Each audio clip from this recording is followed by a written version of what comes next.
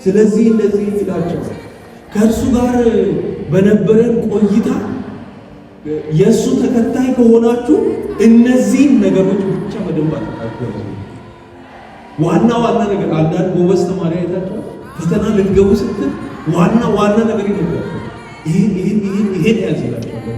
ልክ እንደዛ ከእሱ ጋር ነበረ እነዚህን ነገሮች ያለ ምዕራፍ 1 ያለ ምንድናቸው? እነዚህ ነገሮች ትጋትን አሳዩ። ለማይገባችሁ ለእናንተ ምሕረት ተደርጓል።